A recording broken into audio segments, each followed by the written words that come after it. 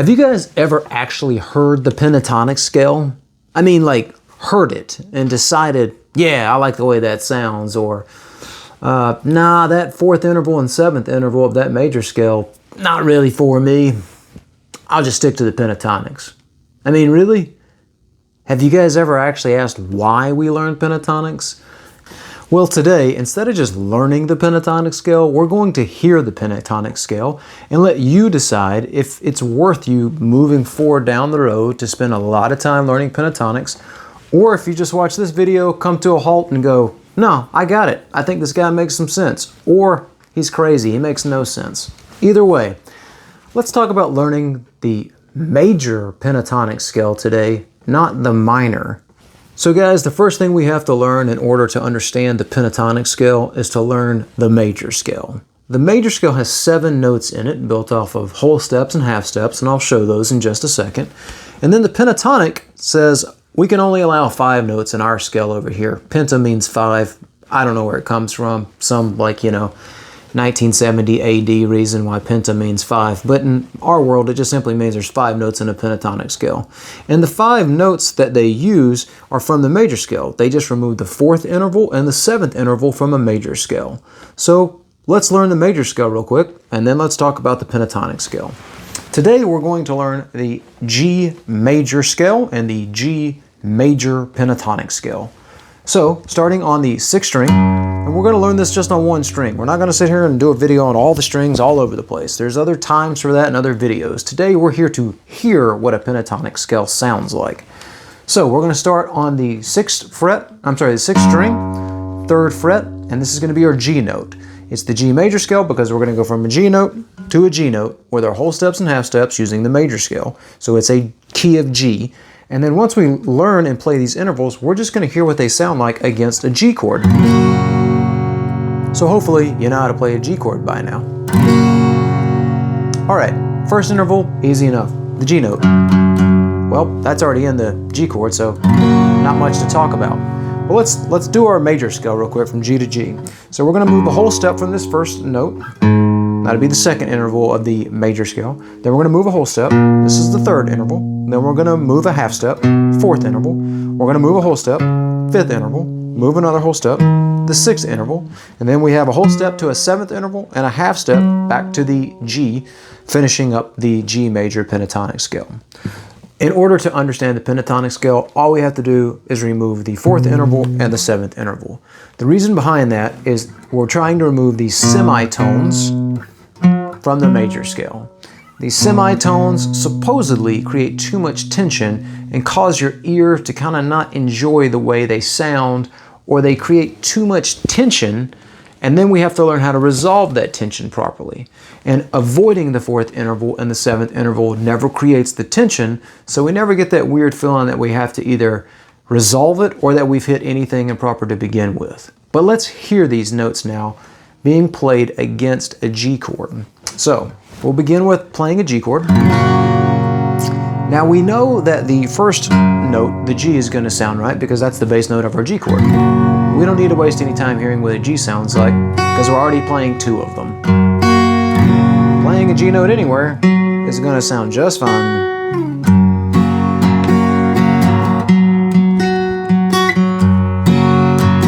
Right? Sounds normal. The next interval in the G major scale and the G major pentatonic is going to be the A note. Now, there is no A note in a normal G chord. So let's bounce an A note against this G chord and see what we think about it. The easiest way to play or add this A note is probably going to be here on the 1st string, 5th fret, or we could add an A note on the 2nd fret, 3rd string. So however you want to do it, we'll do both just so you can hear that flavor. So let's go. Now granted, it's a bit of a reach for your pinky finger here, so if you want to cheat and just use the rocker fingers, put your index finger on the 6th string here, put your pinky finger on the 5th fret there. Play a G chord with the addition of that A note. And then go back to your G. Or if you want to lay on that A note here,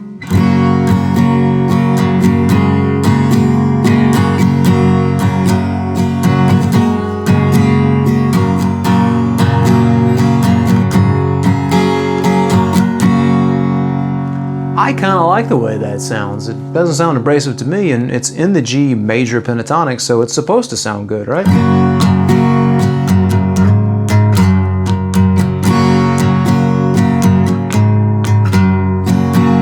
I like it. Let's move on to the next interval. The next interval is going to be the B, and this B note is included in the major scale and the major pentatonic scale. It's already being played in the G twice. You're hitting it once open on the second string, and you're hitting it fretting on the second fret, fifth string. So this note's going to sound good because it's already being played twice. No real reason for us to waste time here to see what it's going to sound like because it's already in the chord, so it's going to sound good.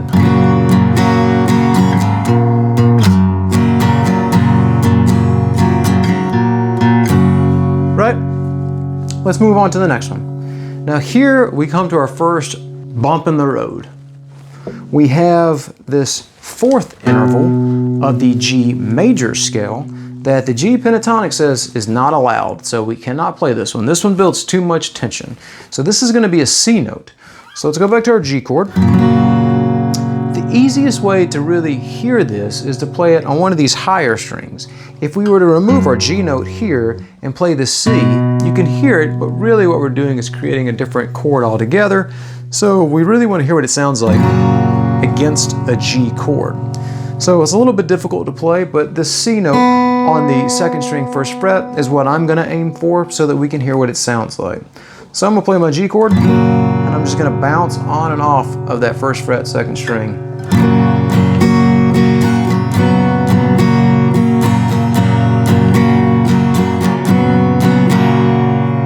Certainly adds some interesting tension. Now you get to be the judge if you want to have a song that has it in there or not, or if you think, yeah,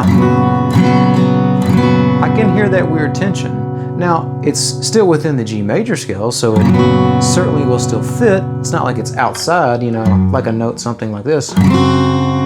That's certainly tension right there, but that's just a random note that's not even allowed. So there's your C. There's your G chord. Let's add the C. All right, so if that added too much tension, well, there you go. You know, avoid that and maybe just stick to the pentatonic scale. Let's move to the next note, which is going to be the D. Again, simple one. We don't have to worry about it. It's already being played in the G chord. The D is being played open on the fourth string. So all D notes are going to sound pretty good against this G.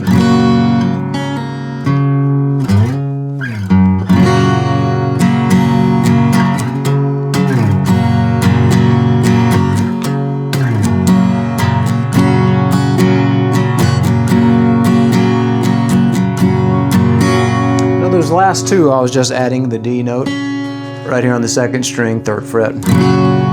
So D sounds good.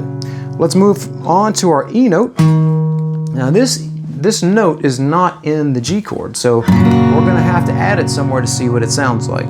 Easiest way to do it is just simply remove our ring finger from the third fret, first string, and now we have an E note that we can bounce off this G chord.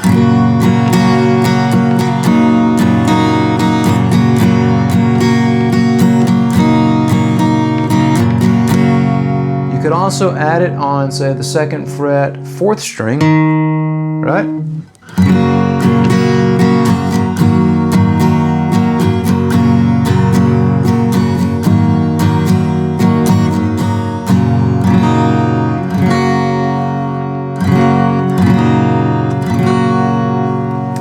Honestly, that one seems kind of weird to me. That one certainly has some tension to it, at least for my ears. But that one belongs in the pentatonic scale. That one's an okay note. It's safe. You can play that one. Moving on to the seventh interval of a G major scale, which is just a G flat. So almost back home to our G.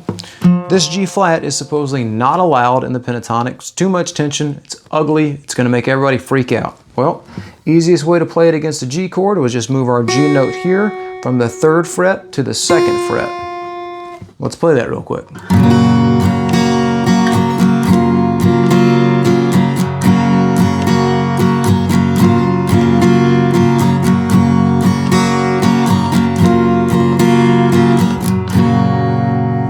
personally, I like that one. I think it sounds pretty good. So for me, I like the 7th. I'm gonna keep adding it to my songs, to my playing. I enjoy it. But you might think it's too much, it's too weird. Avoid it altogether. And of course, we end the scale going back to the octave on the G. We already know the G note sounds good on against the G chord. So I hope that helps. And this way you can hear what these notes sound like against the chord, and you can decide now what notes do I want to play over a certain type of chord. So guys, hopefully that's helped you hear what a G major pentatonic scale sounds like. We didn't go into the minor yet because we haven't even talked about the minor scale yet, so let's not go down that path just yet. Now that you've heard the G major pentatonic scale, make a decision if you want to continue to learn boxes and positions to learn these all over the fretboard. And if you do, I think that's still a good thing to do. I think it's safe, right? It's easy. You can kind of learn how to play real fast all over the fretboard and still sound good, but I don't like this mentality of forgetting the major pentatonic and moving straight to a minor. That seems really odd to me. And then I also don't like the idea that it seems like some guitar teachers just assume that if I give you too much information, you won't be safe with it. You'll be playing all over the fretboard and you won't know what to do with these additional notes. So I'm just going to take them away from you and tell you, play the minor pentatonic scale instead of the major pentatonic scale, because I don't trust you with all those additional 2 notes of the 4th and the 7th intervals. You be the judge. You get to decide now what you want to do. Now, if you've enjoyed what you heard today while listening to the pentatonic scale and you like the way it sounds and you like to take comfort in the fact that you won't hit a bad note, the 4th and the 7th interval, then feel free to learn these same notes that we've learned on the 6th string and apply them to every other string. Slowly but surely, create your boxes and learn them in certain positions on the fretboard, and then just go from there. Simply, first box could be from this G note to this G note.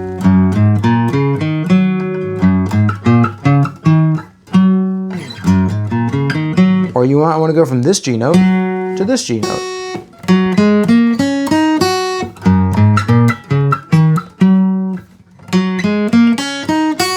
Right? So this is like position 1, if you want to call it that, of the G major pentatonic scale. And the way you would want to apply these is maybe create bass lines out of them.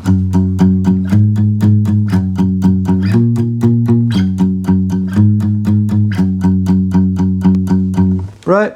Maybe you want to create a riff or use the pentatonic notes to create a melody of some sort. You know, a little...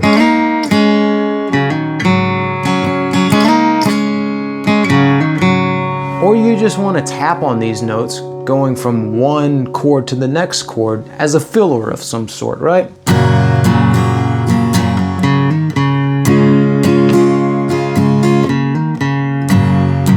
And all I'm doing is just hammering on and pulling off of a D note to an E note, right? A D note to an E note.